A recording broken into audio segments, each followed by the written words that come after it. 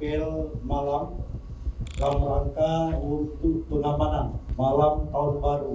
Kami mohon semua tim nanti ada di tempatnya masing-masing. Bila terjadi sesuatu di daerah yang tidak kita harapkan, terus memberikan laporan. Jangan bertindak secara berlebihan, diberikan peringatan secara persuasif kepada masyarakat sehingga kesan pengamanannya ini berjalan baik, ya, berjalan damai, dan seperti tahun-tahun sebelumnya kita berharap bahwa sampai dengan detik-detik 1 Januari 2024 ini berjalan baik, nyaman, dan aman. Situasi kota tercinta Kota Banda Aceh sangat kondusif dan terkendali. Mari kita pastikan bahwa pergantian tahun di Banda Aceh tidak ada insiden apapun. Terkait dengan pergantian malam tahun baru untuk Polresta Banda Aceh dibantu oleh Bapak dan tim, kami sudah ada 8 pos. Tidak ada perayaan malam tahun baru yang berlebihan seperti kembang api, kemudian hiburan yang berlebihan dan sebagainya.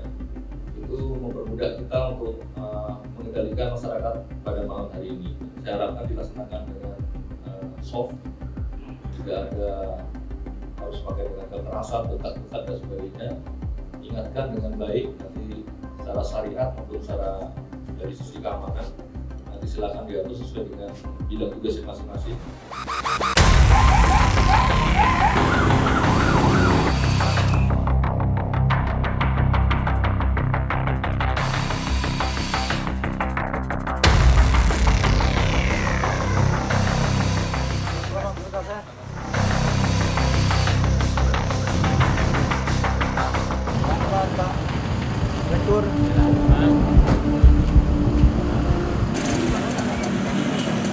Alhamdulillah, sebagaimana kita lihat bersama bahwa pergantian tahun baru pergantian tahun di Banda Aceh, ya, detik-detiknya berjalan aman, ya, baik, tidak ada hal-hal yang tidak kita inginkan karena kita daerah yang bersyariat, ya, dan ada istiadat kita bahwa kita di Banda Aceh pergantian tahun tidak sama dengan daerah lain.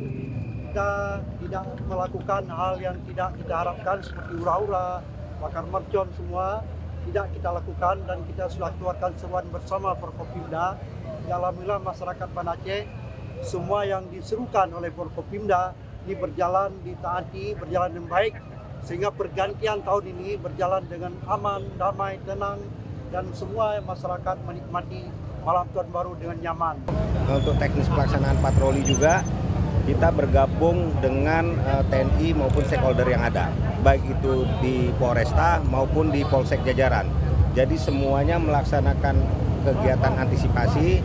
Pertama adalah untuk memberikan rasa aman bagi saudara-saudara kita yang melaksanakan kebaktian, dan kemudian memberikan rasa nyaman kepada masyarakat yang melaksanakan kegiatan di malam tahun baru maupun libur panjang ini.